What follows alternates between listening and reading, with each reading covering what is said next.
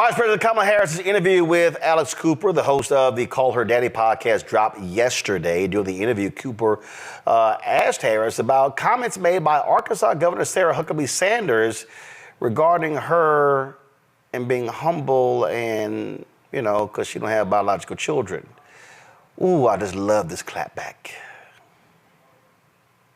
I want to ask you a question because again, in speaking about women, there has been a very big fixation on biological children, stepchildren, women that have children versus women that don't have children. It's like a huge point somehow of this entire election, right?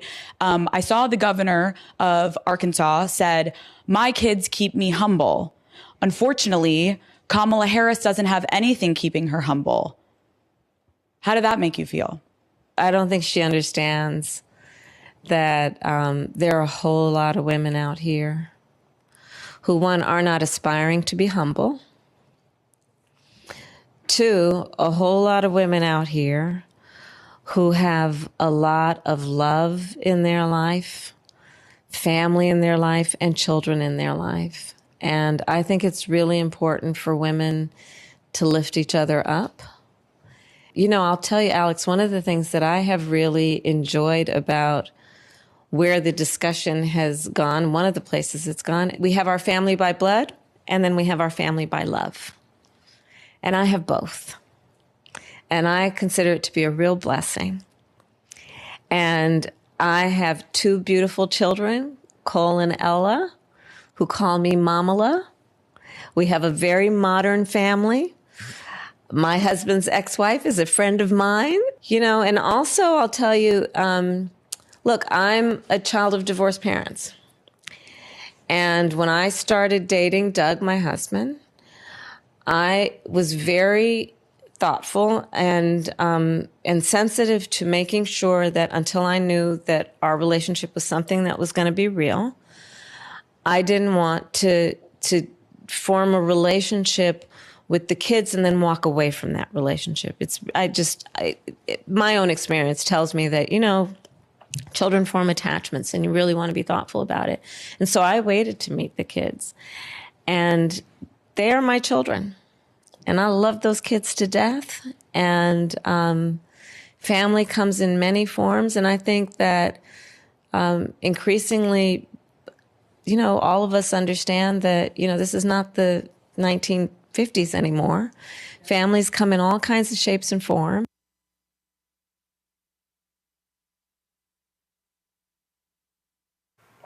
All right, folks, that's the full clip, or did it just freeze? What happened? Y'all talk to me. Okay. All right. So, first of all, so I'm wearing my color of change, voting while black shirt. But I might need to get a new T-shirt saying, "I'm not aspiring to be humble." See, if that comment by Sarah Huckabee Sanders is what we call bullshit. And so let me speak to this, because I think the problem that people seem to have is this is often spoken about to women not having children. Well, if you married, you and your husband don't have children. I don't have biological children. I ain't got no kid running around nowhere in the world. Now, not having biological children also allowed me to be in the position to be able to raise 6 of my nieces. Different nieces at different times. At first it was 2, then later it was 4, then later it was 6, then it was back to 2, then it was back to 4, then it was back to 6. All of that took place over some 20-plus year period. And so I remember a friend of mine actually had asked me, hey, what about adopting? I said, well, God ain't never told me to adopt. And literally, it was a few weeks later when my sister and her 2 children fled to my home, leaving an abusive marriage. I say that because I think it's beyond idiotic for these people who are stuck on stupid, questioning somebody. You don't have any children? No, not everybody wants to have children, or it just don't happen for whatever reason. There's nothing wrong with that. But it shows you the sheer ignorance of a Sarah Huckabee Sanders and a J.D. Vance when they thumb their noses at people because they look at, frankly, women as procreation vehicles. Come on. That literally is the state of mind of many of these Republicans. See, many of these white conservatives, the reason they are so anti-abortion because they can't stand the fact that white people stop having kids. You're right. That is a large part of this whole conversation. So they are so angry about the great replacement theory. Well, you can't put that on black people because y'all stop screwing. That ain't on. That's not on black people. But I really wish people would chill with this antagonistic view towards women and couples who opt not to have children. There are people who some have grown up and they've had very difficult experiences with their biological parents. Others have said, you know what, I want to live my life the way I want it, and so therefore I don't want to have kids. That's your business if you choose not to. But as you heard the vice president say, they are in a co-parenting relationship.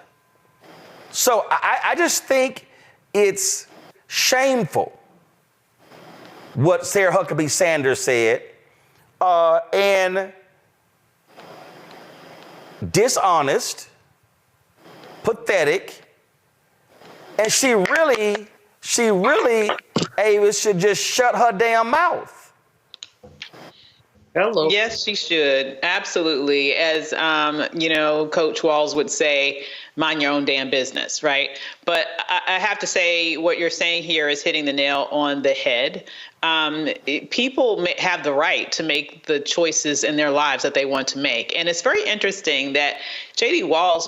Vance, for example, I never hear him critiquing men who choose not to have children. I only hear him critiquing women who choose not to have children. I think it's completely tied to this great replacement theory, because the challenge for them might not be necessarily that white women are only having less children. It might be that the white women are having less children with white men, because when they have children with other men, they are no longer white. OK, so I'm just saying all that to say, mind your own damn business. And people have the right to choose or not to choose to have children. And that is their say. Julian? I call myself the other mother. I don't have children. I didn't want children. I'm too mean to have children. I know that. But I have nephews who spend time with me, who I fly all over the country when I'm here, there, or everywhere. I think you met one of them one time, Anya. I have, godchildren, many of them. My godchildren, who's here in D.C., hangs out with me from time to time, basically. And I've got, so many young ladies who went to Bennett, and our president, young lady just named her child after me, Julianne White in Houston, Texas. So, we nurture in the ways that we're comfortable nurturing. But it should not be about politics. This should not be raised in a political context. Sarah Huckabee Sanders has always been a little off. And clearly, we're not even going to go through her record It raised eyebrows all over the place. One of the first things she did was attempt to abolish critical race theory in Arkansas when she became governor. That girl is not wrapped too tight, as far as I'm concerned. Look at her record as press secretary with the Orange Man and some of the things that occurred with her. So she needs to, mind your damn business, keep your mouth shut, and, put a bag over your head and just go away. I mean, she really is disgusting. But someone's marital status, children, that should not be a part of a policy conversation, period.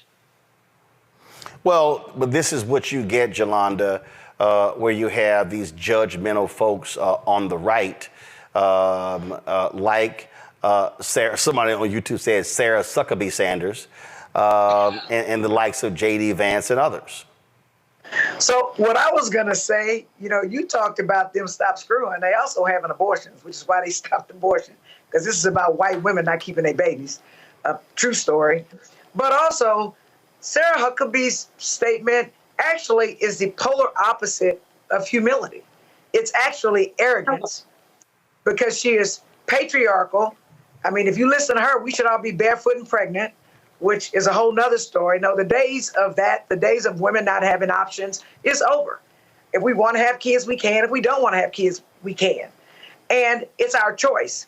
But as you mentioned, Roland, many of us have been parent-like to children who are not biologically ours, and we have played just as an important role as their biological parents in some instances. So family is not always about biology.